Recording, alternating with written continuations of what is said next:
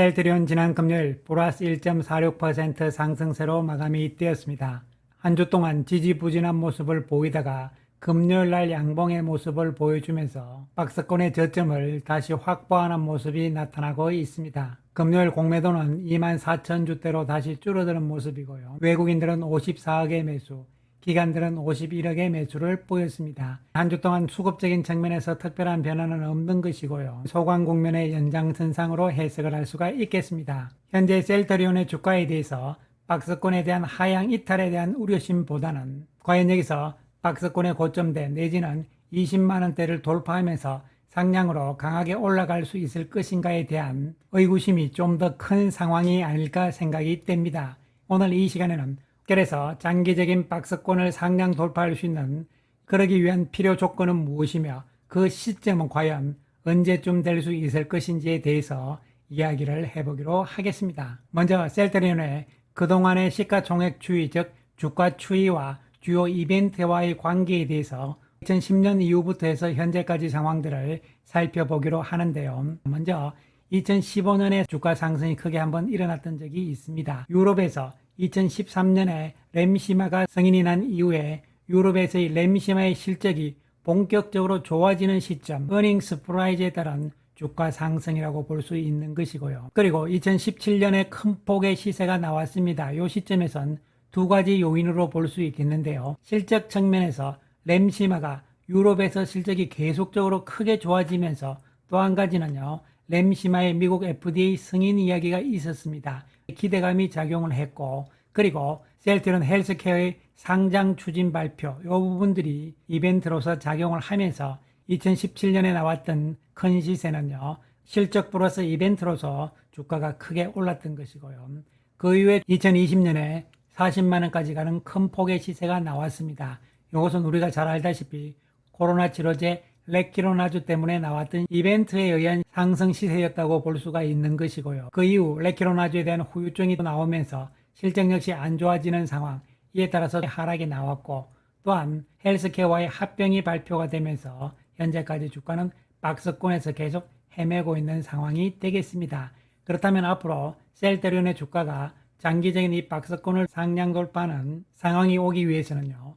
새로운 특별한 이벤트가 나오거나 어닝 실적이 크게 좋아지거나 이 두 가지 중에 하나가 나와야만 박스권을 돌파를 하고 상승 추세로 갈 수 있는 상황이 될 것으로 보이는데요. 그렇다면 향후 새로운 이벤트는 과연 있을 것인가 이런 부분을 살펴보는데 소위 말하는 이벤트는요. 셀트리온에게는 신약 개발이라고 볼 수가 있겠습니다. 현재 셀트리온의 신약 개발 상황들을 봤을 때는 이제 시작 단계이기 때문에 이것이 결실을 맺기에는 시간이 많이 필요합니다. 그렇기 때문에 사실 신약 개발에 따른 이벤트 이 부분은 당장은 주가에 큰 역할을 하지 않을 것으로 보이는 것이고요. 그렇다면 바이오 시밀러 가운데서도 향후 시장 규모가 가장 큰 것은 항암제 쪽에서 키트루다의 바이오 시밀러 시장이 되겠는데요. 이 부분 역시 아직은 시간이 좀 더 필요해 보이는 부분이죠. 그렇다면 결국은 이벤트 개념보다는 현재의 제품을 가지고 어닝, 실적을 얼만큼 서프라이징하게 만들어 나갈 것이냐 이 부분이 결론적으로 핵심이라고 볼 수가 있겠습니다. 즉 신약 개발 등 이벤트 부분은 아직 시간이 많이 필요한 부분이고 어닝, 실적 쪽이 주가의 상승 모멘텀으로 작용할 수 있는 현실적인 대안이 아닐까 생각을 해봅니다. 특히 셀트리온의 신규 제품들이 계속적으로 나오고 있지만 무엇보다도 중요한 것은 셀트리온의 제품들 가운데서 결국은 영업이익에 가장 큰 기여를 할 수 있는 제품은 진펜트라가 아닐까 생각을 해봅니다. 물론 현재 진펜트라는 기대에 못 미치는 실적을 보여주고 있습니다. 지난 7월 진펜트라의 미국에서의 처방 데이터를 보시면요. 지난 6월 달에 비해서는 큰 폭의 성장이 나왔긴 하지만 이 정도 가지고는 어닝 서프라이즈를 이끌어갈 만한 상황은 아니라고 밖에 볼 수 없는 것이죠. 1분기 진펜트라의 매출액은 130억, 2분기 매출액은 230억에 불과하기 때문에 7월달 성장이 눈에 띄는 것은 분명하지만 진펜트라의 7월달에 미국에서의 시장 점유율은 아직까지 0.6%에 불과한 상황이 되겠습니다. 하지만 유럽에서의 램시마 SC의 성장은 현재 강하게 나타나고 있는 상황이죠. 그래서 램시마 SC는 이미 작년에 유럽에서 5천억을 넘었었잖아요. 5,640억의 매출을 기록을 하고 올 상반기에 2,960억 원의 매출액을 기록을 하고 있습니다. 이에 비해서 진펜트라는 상반기 현재 364억의 매출액을 기록을 하고 있는데요. 그런데 중요하게 우리가 한번 봐야 되는 것은요. 램시마 SC와 진펜트라가 유럽과 미국인데요. 출시 시점이 달랐습니다. 유럽에서 램시마 SC는 출시 첫 해에는 370억이었습니다. 그런데 진펜트라는 미국에서 출시 첫 해였던 24년에 366억이었잖아요. 출시 1년 차에서는 비슷한 수치죠. 그리고 출시 2년 차에서 램시마 SC는 900억의 매출액을 기록한 반면에 진펜트라의 현재 추정치는 1477억입니다. 2년차 실적으로 봤을 때는 오히려 진펜트라가 물론 아직 추정치긴 합니다만 램시마 SC보다 더 큰 수치가 나오잖아요. 그리고 3년차를 봤을 때 램시마 SC가 2370억의 매출인데요. 진펜트라의 3년차인 26년 전망치는 2914억입니다. 그리고 4년차로 갔을 때도 램시마 SC보다는 진펜트라의 27년 전망치가 더 큰 수치가 되는 것이죠. 물론 25년, 26년, 27년이 아직은 예상치고 컨센서스상의 이야기이긴 합니다만요. 이 정도 속도로만 간다면 결코 램시마 SC에 뒤지지 않는다고 봐야 되는 것이고 오히려 램시마 SC보다 매출의 성장 속도는 더욱더 가파르다고도 볼 수 있겠습니다. 램시마 SC도 마찬가지였습니다만요. 2년차까지는 실적이 별로 안 나온다는 부분이기 때문에 3년차부터 기대를 하는 것이 맞다 이렇게 봐야 되는데 진펜트라에 대해서는 워낙 초기에 기대치가 크기 때문에 실망감도 커서 그렇긴 하지만 당장 올해인 2년차만 보더라도 램시마 SC보다는 큰 매출액의 전망이 나오고 있는 것이잖아요. 그렇다면 미워도 다시 한 번이라고 왜 진펜트라가 중요하냐? 그것은 진펜트라만 가지고 있는 강점이 있기 때문에 그런 것이죠. 셀트리온이 앞으로 가장 중요한 것은 영업이익이 가장 중요하고 이 성장 속도가 또한 얼만큼 빨리 나오느냐가 가장 중요한데 결론적으로 영업이익의 성장 속도가 빨라지려면 원가는 낮춰야 되고 판매 가격은 높이면 당연히 이익이 많이 남게 되잖아요. 그렇기 때문에 판매가가 높은 제품, 마진이 높은 제품은 셀트리온에 있어서는 진펜트라라고 봐야 되는 것이죠. 특히 진펜트라의 판매 가격이 가장 높잖아요. 7월 기준으로 봤을 때 진펜트라의 도매 가격은 4,902달러가 됩니다. 인플렉트라의 경우에는 963달러에 불과하잖아요. 또한 인플렉시맙 쪽의 오리지널인 레미케이드의 가격 역시 1,045달러입니다. 따라서 처방 수량이 증가 속도가 나오게 되면 그만큼 금액 베이스, 처방액의 규모도 훨씬 더 빨리 커질 수 있다는 부분이 매출액과 영업이익 부분에서는 가장 유리한 제품이라고 볼 수가 있는 것이죠. 참고로 다른 제품들의 미국에서의 도매 가격을 보시더라도요. 항암제 쪽에서 보시더라도 트룩시마는 2,242달러잖아요. 진펜트라가 4,902달러인데 비해서요. 그리고 베그젤마 역시 1,634달러라고 보시면 됩니다. 그리고 또한 항암제 쪽에 허주마 역시 1,949달러가 되는 것이죠. 또한 아달리뮴밥 쪽을 보더라도요. 유플라이마가 현재 1,310달러가 되는데요.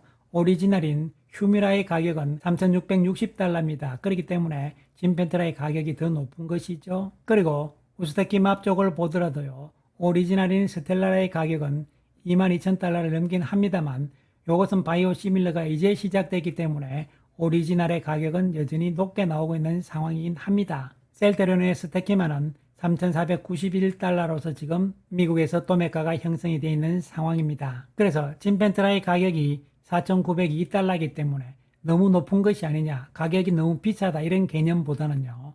인플릭시맙 쪽에서 SC 제형으로서는 독점이고 또한 신약으로 분류가 되기 때문에 고가로 유지할 수 있는 것이고요. 또한 고가이기 때문에 그만큼 마진, 영업이익도 많이 나올 수 있는 것이 바로 진펜트라라고 가격 측면에서도 우리가 입증이 되고 있는 것이죠. 그래서 현재 시장에서 보고 있는 셀트리온의 연간 실적 추이를 보시게 되면요. 25년 올해는 매출액이 4조 2,400억 그리고 영업이익은 1조 1,460억대로 추정이 되고 있습니다. 26년에는 매출액이 5조 1,000억대로 넘어가고 26년에는 6조로 들어간다는 전망이죠. 그리고 영업이익 역시 1조 6천억에서 27년에는 1조 9천억 거의 2조대에 육박할 가능성이라고 보시면 되겠습니다. 이에 따라서 영업이익률도 26년부터 본격적으로 30% 이상을 유지하게 된다. 그래서 이익 가치가 완전히 재평가될 수 있는 시점은 바로 26년부터라고 우리가 생각을 할 수가 있겠습니다. 25년은 합병 이전보다 영업이익률이 더 낮은 수치이기 때문에 그런 것이죠. 그래서 이익가치 측면에서 우리가 EPS 추이를 보시더라도요. 올해는 3,605원의 EPS를 전망을 하고 있고요.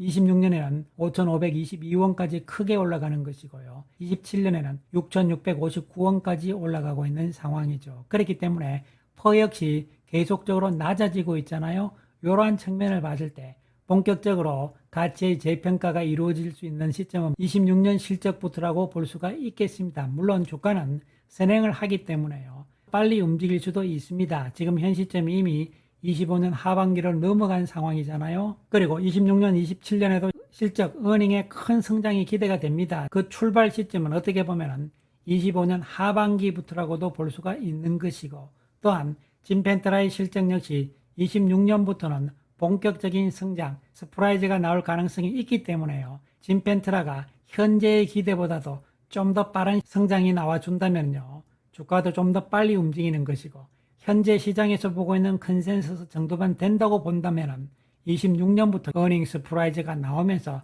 주가 역시도 상승 추세로 본격적으로 갈 가능성이라고 결론을 내릴 수가 있겠습니다. 따라서 현재 시점에서는 나쁠 것은 없다. 즉 하방에 대한 우려심보다는요. 상향으로 가기 위해서는 아직은 시간이 좀 더 필요할 뿐이라는 측면으로 접근을 하시는 것이 맞을 것이다. 따라서 조금 더 시간을 두고 볼 수밖에 없는 상황이란 말씀을 드리고요. 또한 이 부분에 대해서 어떤 분들은 또 희망 고문이라고도 이야기를 하실 수 있겠습니다만 투자에 대한 판단과 결정은 여러분 스스로 하셔야 된다는 말씀 다시 한번 강조를 드리겠습니다. 감사합니다.